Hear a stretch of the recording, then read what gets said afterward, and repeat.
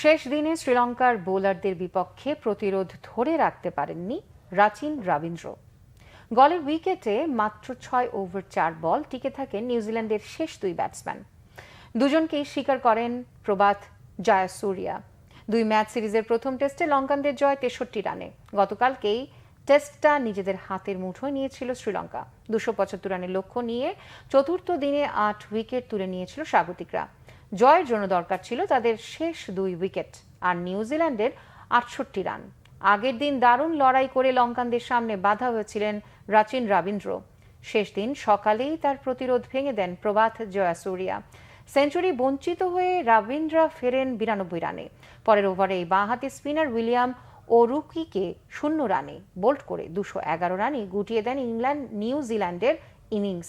63 রানের জয়োৎসব মাতে স্বাগতিকরা। 68 রানে 5 উইকেট নিয়ে জয়ে বড় অবদান রাখেন প্রবাথ। টেস্টে এটি তার অষ্টমবারের মতো 5 উইকেট নেওয়ার নজির। এই গলেই নিলেন 7 বার। শেষ পর্যন্ত দুই ইনিংসে 204 রান দিয়ে 9 উইকেট শিকারে ম্যাচ সেরার পুরস্কারও উঠেছে তার হাতে। এই জয়ে টেস্ট চ্যাম্পিয়নশিপে ফাইনালে যাওয়ার সম্ভাবনা টিকে রয়েছে শ্রীলঙ্কার। বিপরীতে নিউজিল্যান্ডের কাজটা আরও কঠিন হয়ে গেছে। সামনে তাদের ভারতের বিপক্ষে অ্যাওয়ে সিরিজ, তারপর ঘরের মাঠে ইংল্যান্ড সিরিজ।